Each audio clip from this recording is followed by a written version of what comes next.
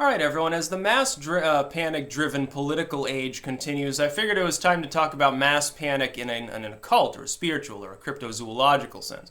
Because a lot of times these things happen. Have you ever noticed you get one sighting of some legendary creature and then you have a rash of additional sightings? It's really the case like when you have the first few notable Bigfoot sightings. And then all of a sudden people are like, oh yeah, I saw that. Yeah, I saw it just yesterday. No, it wasn't a bear. It was like, bipedal and shit. It was like a big ape man. It was 8 feet tall and stuff. It's amazing how these things happen. It's the same basic principle. I'll go through a few examples. It's the same basic concept as a moral panic within society at large that doesn't overlap maybe with the spiritual. Now, we've seen it before. For instance, most of the people that are involved have no actual skin in the game. They're bored or they've been lied to. And so, basically, if you're confronted with hours of daily programming on the recent Bigfoot sightings, then the next time that you see a bear walking through the woods, maybe it starts to look a little bit more like a gorilla. And then maybe it starts to sound a little bit more like it might be a hominid of some sort. Now, I'm not saying that the progenitor story is necessarily false. It can be true. For instance, I can imagine back in the day and off the coast of Australia, oh yeah, I saw a coelacanth the other day, I pulled up my nets, and then all of a sudden another dozen fishermen say, oh yeah, that happened to me. In some cases, it's just some bored dude, he's spinning a tall tale, because at the time it wasn't recognized as being real. In other cases, hey, I'm lonely. Basically, I get to talk to the news crew for 10 minutes.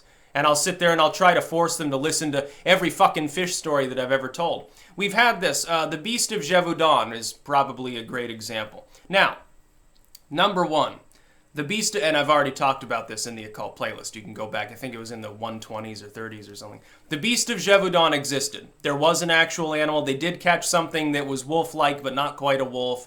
It ended the attacks. It did exist. Some sort of exotic or deformed or odd animal did terrorize the countryside for a length of time and kill multiple people. However, some of the cases attributed to the Beast of Gevaudan almost certainly had nothing to do with this particular animal.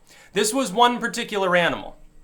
In all likelihood, a number of the carcasses that were ascribed to it were actually just bear attack, wolf attack. Maybe they were disemboweled by thugs on the road. Maybe they just made it look like an animal attack to take heat off the fact that there was a bunch of highwaymen in the area. It's entirely possible. Forensics weren't quite so developed back then.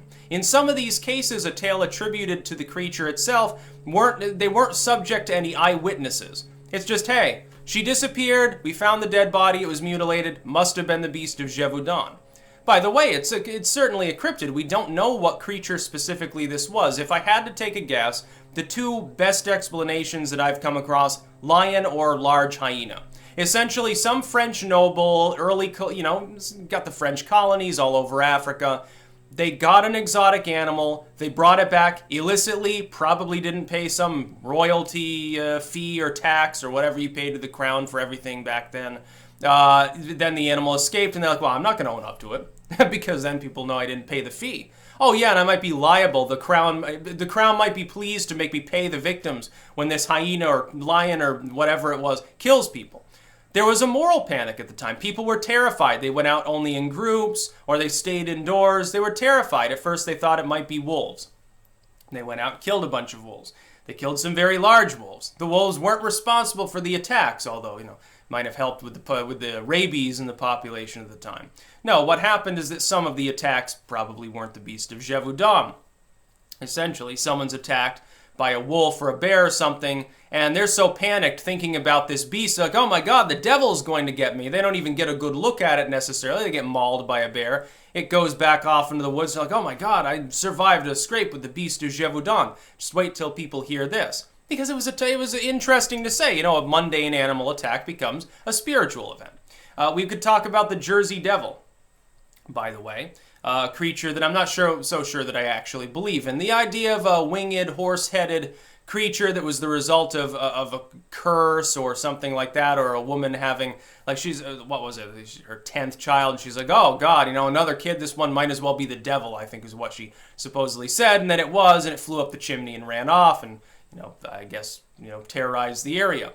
you get one sighting, and all of a sudden you get a bunch more sightings. Now, what was actually seen could have been a vulture, could have been a bear, or something. Could have been any of a number of things. Could have been a big-ass, great horned owl that someone saw at night, and they're like, oh god, the Jersey Devil. Then all of a sudden other people see it. The fact is there are plenty of large creatures in the Pine Barrens, very remote. A lot of it is very rural. Undeveloped at all, really. A lot of it is, I believe, a wildlife refuge anyway. And so it's one of those frontiers that I've prior spoken of. It's like Spring-Heeled Jack. Same thing. Oh, these footprints are appearing, and this creature is jumping up walls and onto high roofs and all this weird shit. And, it's the devil is walking around. It's like a hooved animal. Oh, it could have been a goat. Goats can jump in extreme distances, but it was definitely the devil. It's basically what it boils down to. Or it could have been a prank. Or it could have been that the tracks, more or less, for the most part, most of those tales as anecdotes weren't even real. It's just, someone elaborated on them. We've got possession. We've got cases. It happens today. It's like in those rare cases where you have a panic. Like on a plane, someone gets sick and then everyone else gets sick, which could have happened fairly recently. It's that sort of health panic is very much real. It's been documented within medicine. It also happens with regards to possession. One person in some remote community gets possessed and all of a sudden everyone starts acting weird. It's like the dancing plague back in the medieval times. If you've never heard of the dancing plague, definitely look it up. It's very, very strange. Could have been some weird exotic disease. Maybe a mutated St. Vitus dance or something. I don't know. It's possible. People back then used a lot of good drugs too. Oh, people were way more drugged up in the medieval era because there was nothing else to do other than work. Well, you're not doing a lot of work in winter. Guess what else they were doing? You're not doing a lot of work on the Sabbath. They'd get drunk and they'd get high and take datura and all these other things. Probably smoked a lot of weed too back in the day, in certain parts of Europe at least. But anyway, mass panic can account for a lot of occult sightings. At the very least, even where there is a kernel of truth, it helps to build upon it. It's like, you get one story about, a ghost someone saw and then all of a sudden a dozen other people are seeing it. Or you get a story about a phantom train and then they start showing up elsewhere. I mentioned in the last video when Lake Champlain, when Champ became first, considerably popularized, tales about lake monsters spread to nearby lakes. That's been pointed out in lake monster traditions.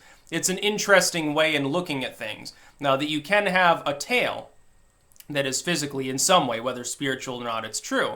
And then it gets built upon, it spreads. It actually replicates itself. Ideas, memes, in the most literal sense, they can replicate themselves. If they're proper, if they've got the right survival skills within linguistics and within human consciousness, because that's how they're spreading, they are capable of replicating themselves, sometimes across generations. We still talk about certain famous sea serpents and creatures and stuff today that we've been talking about for centuries. In some cases, people still talk about Nephilim and Leviathan and stuff like that as though they were actually physically extant beings.